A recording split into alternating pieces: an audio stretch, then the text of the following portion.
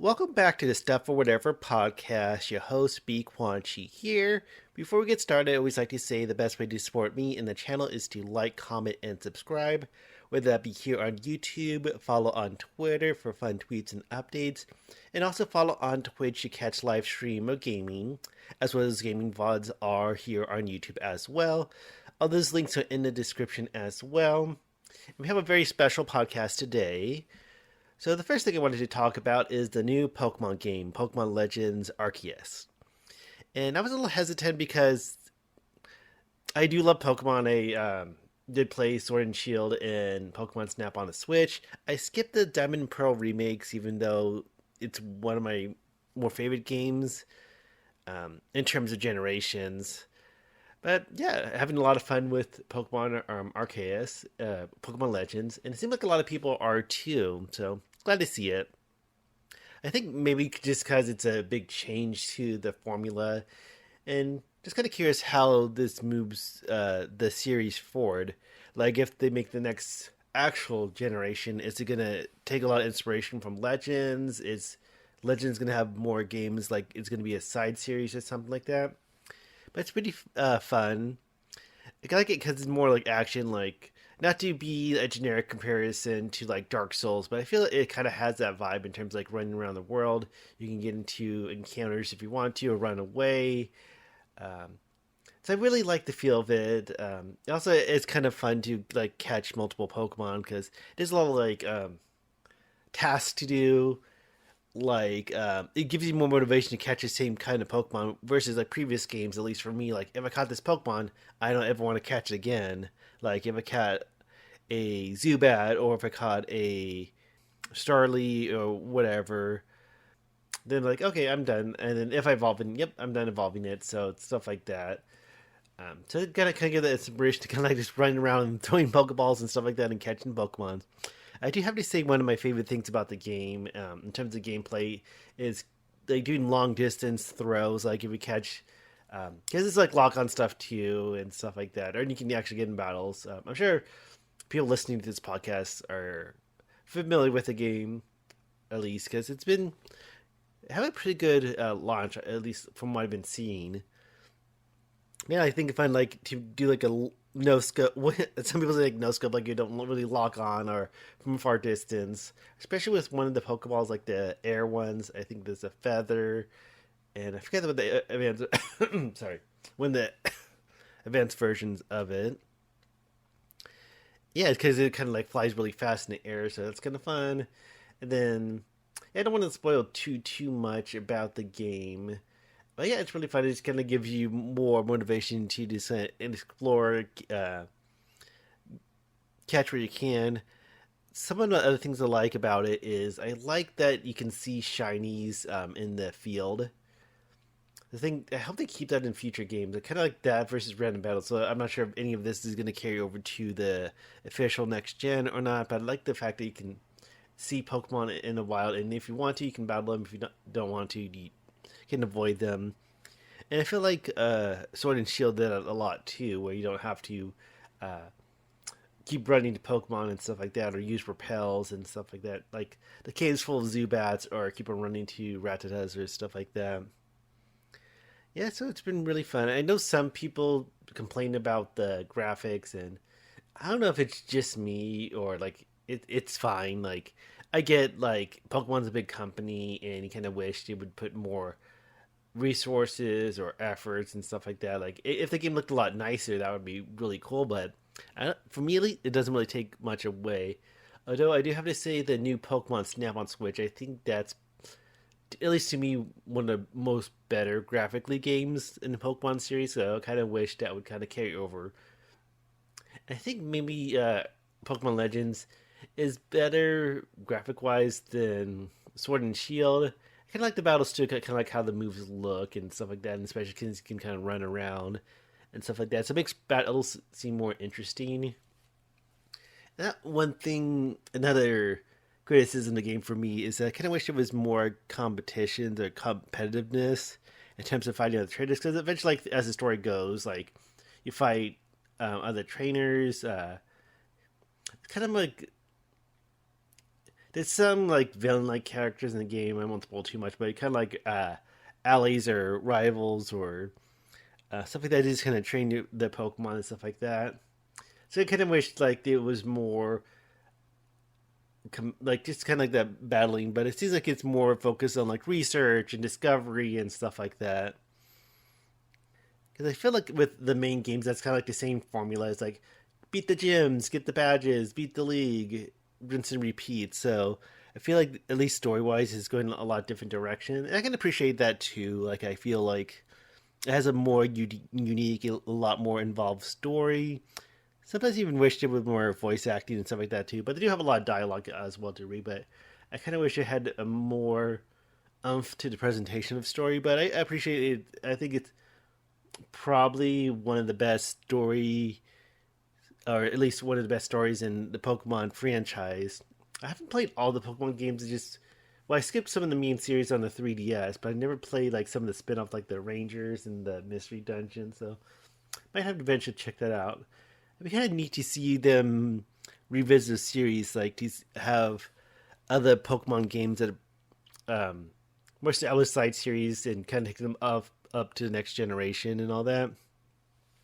And then I do have to say one of my other big criticisms of Pokemon Legends is that I looked it up and it doesn't seem like when you get into Pokemon battles, you only can have one Pokemon out at a time. I kind of wish you could send like a second or third one. Of course, like when you're not in battles, you can like throw all your Pokemon out and kind of like hang out. But in terms of battles, it seems like it's only one, which gets kind of like iffy because it's time to, like you can aggro like three. I'm not sure how what the most you get in terms of wild Pokemon, how many can aggro you and get into a battle together. And it seems kind of like unfair, like three against one. Even some of the trainer battles, like I think some of them like do 1-on-1, but I know there's like one or two where they had two Pokemon out at the same time and you only have one. So I kind of wish that there was kind of like more complexity to the battles. And I feel like the difficulty is pretty. I don't know. I want to say kind of like average versus like I feel like other Pokemon games you can kind of breeze through. I think because it's so focused on like getting next Pokemon and evolving it, and then changing up like completing the Pokédex task and stuff like that. You, I have the motivation of like switching everything around and leveling up versus having a huge solid team. So I think maybe that's why the difficulty seems a little bit more to me. Like it's not too bad in terms of if you know the Pokemon mechanics and franchise and types and stuff like that. It's not not like Dark Souls difficult. But I feel like I keep on mixing things up and trying to like rebalancing stuff. Like, hey, I want to level up these Pokemon so I can get them to evolve and learn these new moves. And that's another thing I really like about the game is that you can actually update your moves on the fly. So you can, if you, I think typically like moves you learn, the more later moves or the better ones to use. But there is like a move, I guess you can call it like a move tutor and stuff like that in the village of the game. So you can learn a lot of cool moves. I think it's different for each Pokemon. It can get a good variety as well. And that's one thing I liked about the Pokemon games is that uh, even though like you want to most for the majority of the part use moves of the same type as your Pokemon to get the most stab damage or whatever they call it, but like you have this other moves just to have that variety and versatility when it comes to fighting a bunch of other Pokemon in the wild. And I guess a last thing to really complain about is the item system. I kind of feel like it's very limited in terms of the space of inventory. Like there's a guy you speak into, they can expand it, and it's like, oh, you pay 100 Poké Dollars, and then 200. It just like exponentially gets cost more and more. Um, and I did. You can always manage your inventory and stuff like that. Like sometimes we'll get like evolutionary stones, and like, oh, I have to go back to my camp and then put this in my storage, so I free up my inventory. And all the berries and stuff like that too, I haven't used too much. Like there's different Pokemon that like different berries as food, and some of the Pokédex task is about feeding Pokemon as well. But yeah, it's kind of fun. I think it just adds a lot of incentive to keep playing versus like beat these trainers, beat the gym, beat the trainers, beat the gym, go to the league, beat the league. And then I haven't played like Sun and Moon in X and Y, so I'm not sure how they changed things up. But Sword was the most recent one I played. I think that one had kind of a F story. One thing I would like to see eventually, like Pokemon, even if it is the main series, side series, to kind of have more of like an active battle, like party system. Because I've been playing a lot of the mobile game, the Pokemon Masters EX. You have three Pokemon at a time. They like use the shared move gauge or stuff like that. So kind of like that idea instead of being turn based, kind of like have an active battle, kind of like classic Final Fantasy as well, like Sarah of Final Fantasy. So versus one on one, like have three Pokemon, or I don't know, like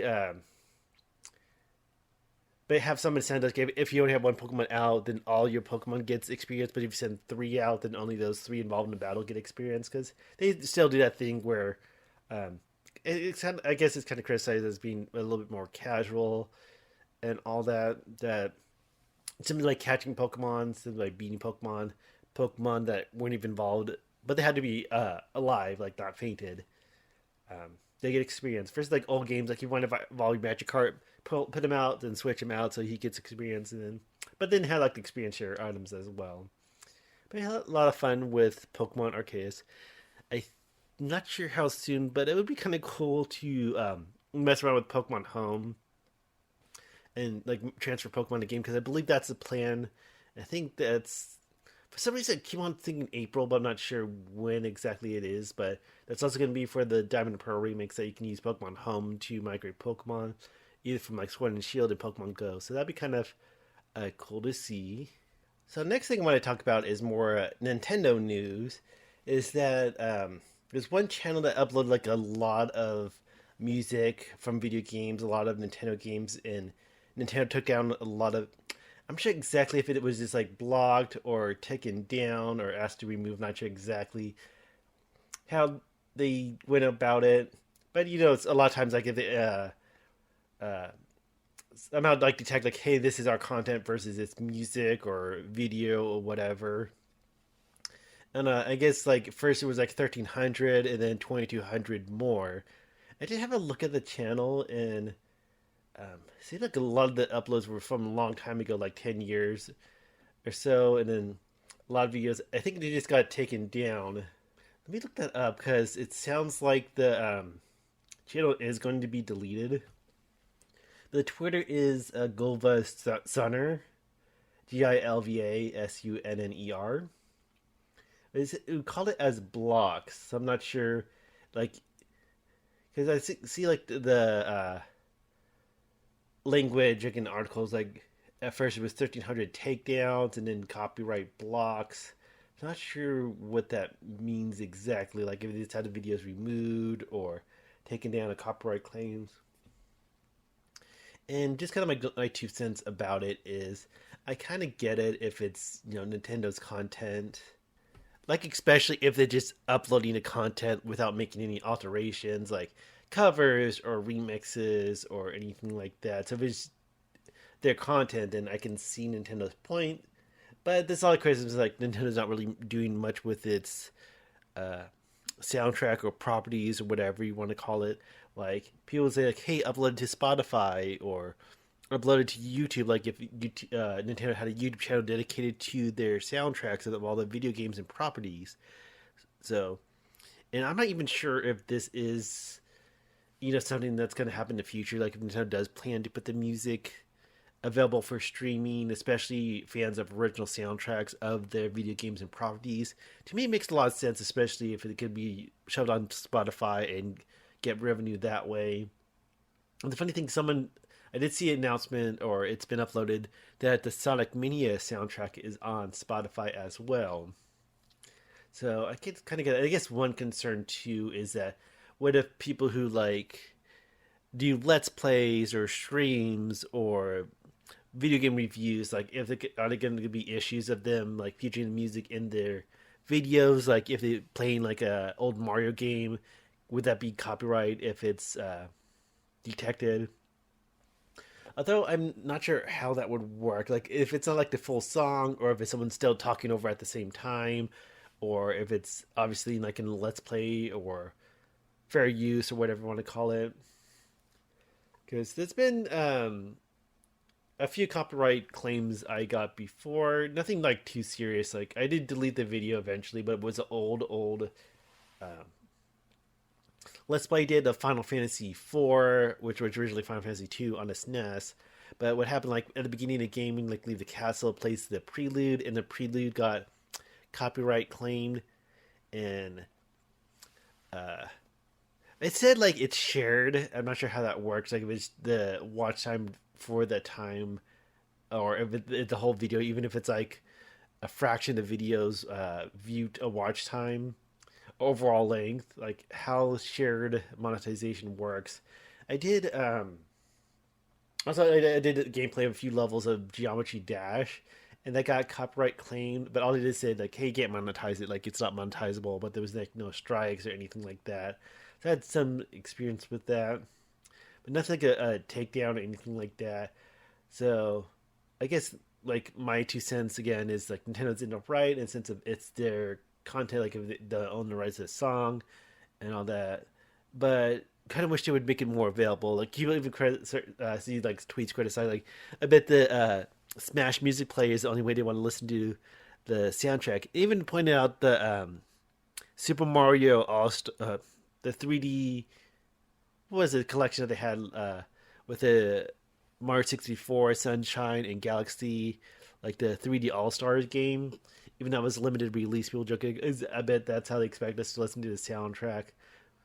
But yeah, they should make it more available. Whether it be on YouTube, YouTube has a music and premium memberships where you can listen to playlists with the app closed, Bluetooth in your car, stuff like that. Spotify makes a lot more sense in terms of that's where I kind of think audio. I'm not sure how successful YouTube Music is. And also, if you do like video game music, I do recommend just looking up your favorite video games on Spotify, anyways, because there are a lot of good music remixes, covers, things like that. Two artists I can think of are artist bands. What do you want? It is Kirby's Dream Band and Greatest Bits, and there's other ones out there too. Um, God, I think if you look back, one of my podcasts talks about music or something like that, music stuff. I think I have a link to my Spotify. You can always check that out because I don't use it too much, but people can like follow like playlists and stuff like that. So I do have a little playlist of video game music, so you can still find something good on Spotify, even if it's not the official original soundtrack. But yeah, that's kind of like my opinions about that. And the next subject is talking about taxes. So it's tax time. Don't be too much complicated stuff, but um, it's funny as I was going through it. Because part of it, well, just to be transparent and all that, not sponsored or anything like that, but I use TurboTax just because it's easy, for me at least. And it keeps track of my stuff. But there's a question like about the third stimulus payment from last year, and I like forgot if I got or not, and I had a hard time looking at my bank account and stuff like that. Because I realized what happened is that for some reason, for the second stimulus, it got directly deposited by the IRS, but the third one didn't. And that's why I was using like IRS and like looking for that term and searching my bank stuff. But for some reason, like when I was looking for the payment, like, I kept on checking the side. Like, oh, you're gonna get a direct deposit. Even confirm my last four of my bank, and then all of a sudden, like, oh, you're gonna get a check in the mail. And then I got a debit card and all that, which I just had to go online, like register a credit account, and then have it transferred to my bank account. So I was like, oh, able to double check it by actually looking at credits to my account. And then like a few days later, I got the letter from IRS. I think they sent them out last year as well, but I think they're resending another set of letters saying, hey, you got the payment, the full amount, or whatever amount you got. Because I think for those who didn't get the stimulus payment, any taxes, you can get that back in your tax refund. Like since you didn't get it last year, it gets included into your tax refund. So I was like looking at it for a moment. I said no at first because I wasn't sure it was going to give me a much bigger tax refund, but nope, I corrected it. Like still getting something because whatever. That's one thing I wish I would teach in school is like actually doing taxes and stuff like that and how that factors in. But yeah, that's fun. And then actually, I had to got tax information from my YouTube channel, because that's the only thing I make money off of. Very very little, but enough for them to actually make a tax form. Even back in the day, like because there was a long break before I had YouTube partnership because they changed their um, requirements and stuff like that. So that in the past, when I didn't make a little bit of money from YouTube, I didn't get anything. I didn't put in my taxes. It's like one of those things like I'm not sure if it's like when it comes to like gambling, like if you only win so little, you don't have to report in your income, but it didn't affect much. But like, since I got the form, just make sure because I'm sure if they have the trouble making the form, they send copies to the IRS or whatever. Like, how do you think like how crazy does taxes go for people who jump into or like fall into the online uh I guess online entertainment in a sense, like streaming, YouTube, all that people who make content for online content for YouTube, even OnlyFans and stuff like that. Like how crazy that gets tax wise, or because I'm not sure if there's any way to like hey, take these taxes out, like because that's the one thing with taxes with like a quote unquote normal job is you can tell your employee like, hey, take this out for federal, take this out for taxes, so then that way when it comes to refund you don't owe anything or you actually get a return. So something to kind of play around with, but I'm not sure how that works with people who are kind of like more, I guess it falls into like self-employed, because I have no idea with Twitch because I'm not even affiliated on Twitch. But if you follow me on Twitch and watch my streams and chat and have fun with me, that can change. But the bots are here too. But yeah, I just wonder how people like fall into that and how crazy that can be within taxes, especially people who make a shit ton of money, like people who have millions of subscribers and stuff like that, or even have like teams and employees under them, to help edit and create the videos or projects, or things like that.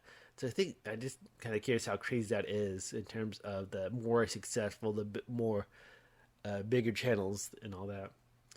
Also, I was even thinking about like how does crypto work with taxes? Could even see that in, or I see, but hear that in ads on the radio or all that talking about like if you, because I know like when you do, when like I said, I used to work tax and like ask you all like basic questions, stuff like that. It's kind of like a smooth flow. I'm sure other services are just like that too.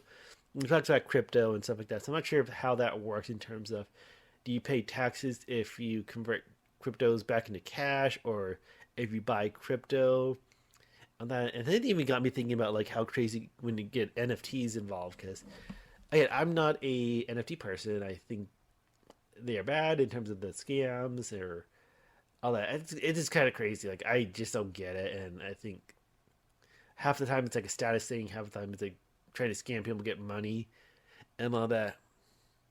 And a lot of the news I get about it is watching Philip DeFranco. I think there was a recent one who kind of like took a lot of money, and like how I think it was Jake Paul who like, oh, what's this stupid NFT thing and all that, but it was actually something that he made, and kind of like the bait and switch or kind of like tricking people and all that. But like, I wonder how that works with NFTs. Like, do you have to pay taxes if you buy NFTs or if you sell an NFT? Or I think I don't know. Like, I believe NFTs are purchased by crypto, but I guess you can buy the crypto as well. That almost seems like well, it probably is for a lot. Well, I don't want to say I know everything or know much at all, but I almost feel like money laundering because I've been watching that show Ozark on Netflix and stuff like that. So kind of like thinking about money laundering and like NFTs. It'd be crazy to see NFTs and Ozark. Although I'm not fully caught up on the show and I haven't like dedicated, not dedicated to watching it. But imagine if like a show talking about NFTs and money laundering and crime and the cartel and the mafia and stuff like that. I'm crazy that'd be.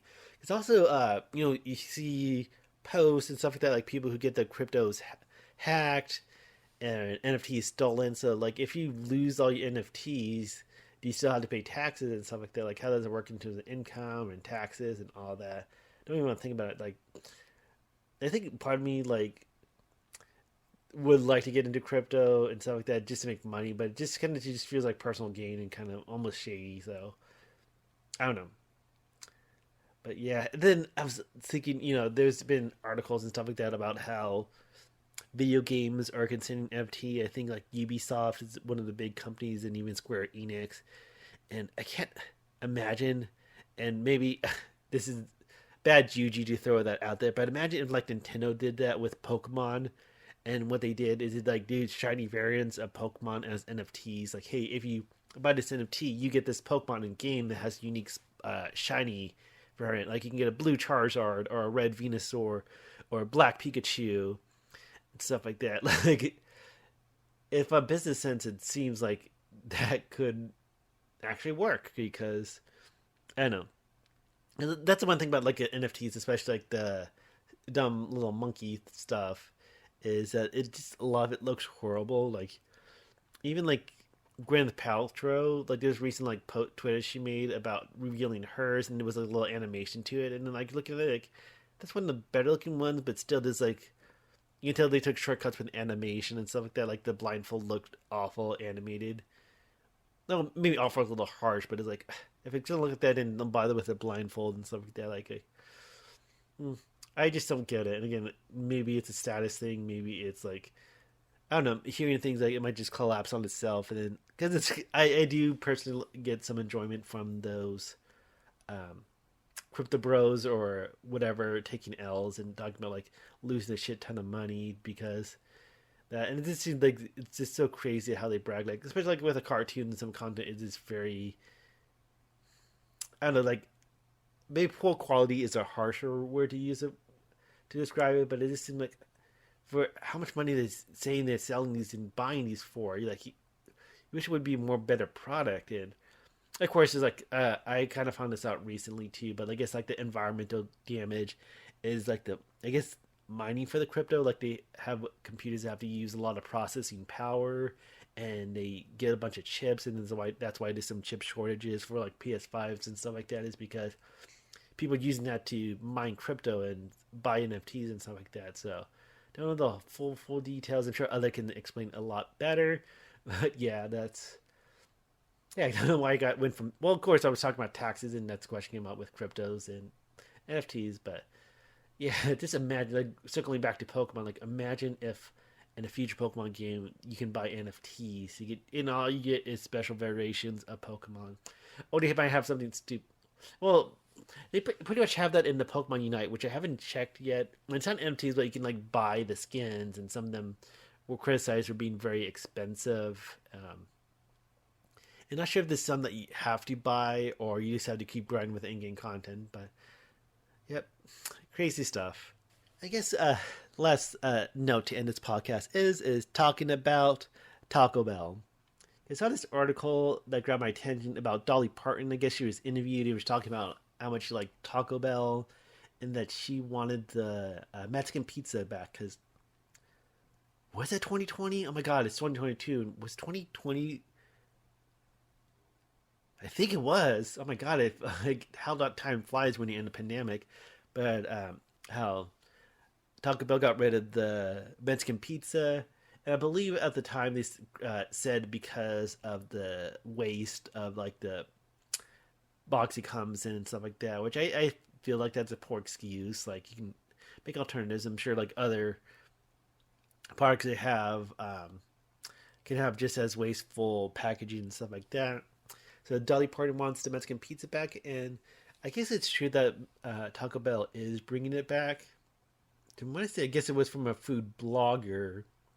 Is that it's coming back April or May of this year. I'm not sure if it's permanent or not. Um, yeah, but it said it was canceled November 2020. Yeah, so we'll see what happens with it. And I like it. I don't know. I feel like it's not the item I would usually order, but I remember hearing the news like, oh, I'll get it. And like, oh, that's good. It's like a good thing if you want a good crunch and a good thing. Like, I like the one thing I miss is they still have canceled the Frito burrito, although they do have like a beefy one that does have like the crispy tortillas in it. But for some reason, the Frito one was a lot better in my opinion. Of course, they brought. I know for a while the potato products like the potato taco was canceled, and that one's back as well. But yeah, hopefully, fingers crossed. I don't know. It's good that we get so excited about fast food, especially Taco Bell. But Rumors are that the Taco Bell is bringing back the Mexican pizza, and it's something that Dolly Parton wants. So maybe she's behind that. Maybe we should all thank Dolly Parton for Mexican pizza, as silly as that sounds. And then moving on, this one last thing that's Taco Bell related is I didn't realize this, but I guess Mountain Dew has um, alcoholic products that are hard Mountain Dew. I'm not sure if it's been out for a while because I just saw a post. I guess Baja Blast is joining the hard Mountain Dew, and I guess that's Taco Bell related, kind of because Baja Blast is like the Taco Bell exclusive Mountain Dew flavor. Although sometimes you see that in stores. I think sometimes for a limited time they'll have it like in stores, like you can buy 12 packs of it. But pretty much Baja Blast is the Taco Bell flavor. Let me try to look up something real quick. Okay, so it hasn't come out yet. From what I'm not sure. I think these articles just say Baja Blast, but it says early 2022 for Baja Blast. But I'm not sure if because I've seen like little pictures of other flavors. Um, there's a black cherry. I think there's a classic Mountain Dew, uh, a watermelon. Because they had a post. It's a pinned tweet on the Hard Mountain Dew back in August of last year. And also they say it's not caffeinated. I should follow the Hard Mountain Dew Twitter. Okay, I guess early 2022. I guess the other flavors haven't hit retail yet because um, there was a tweet August last year saying that it's not caffeinated and you can get it early 2022. And then they announced probably less than a week ago that Baja Blast is going to join the flavors. From what I've seen, like I guess it's being described as a malt beverage because all the articles are like comparing it to like all the hard seltzers you see, like how every beer brand now has a hard seltzer and all that. But I think it's gonna be just like a malt beverage, like maybe similar to like Mike's Hard Lemonade or stuff like that, or like this Smirnoff Ice. So that's what I'm thinking. But also like advertising zero sugar too. I know that's also kind of the trend as well, is to kind of like have these alternatives or like people, because that's one thing I heard like from an old coworker who's deals with diabetes, is that he likes hard seltzer like White Claw just because it's a good alternative. Um, but also on a note, I was looking at shopping. I guess they have like crazy Mountain Dew flavors. There was like a Mountain Dew Flaming Hot. I don't know if that's a real thing, but I guess just looking Google shopping. I also have one called Cake Smash, which I never heard of as well. Um, but you can find it on eBay. They have a gingerbread one, and then they have I've seen the apple one as well, but I haven't tried that because it didn't have a zero sugar of it. But I was also making a joke about the when I heard the news about the Baja Blast, saying like, "Hey, usually always have my Baja Blast Bite, although I get real looks at the Taco Bell. So usually what I do is just get vodka or flavored vodka to mix with the Mountain Dew. But I guess that's still coming out. But the only thing that caught my attention, I did catch an announcement last year because I do like a Mountain Dew. It's one of my favorite sodas. But it's coming out sometime this year, and they added a Taco Bell flavor Baja Blast. So I'll have to wait and see how that turns out.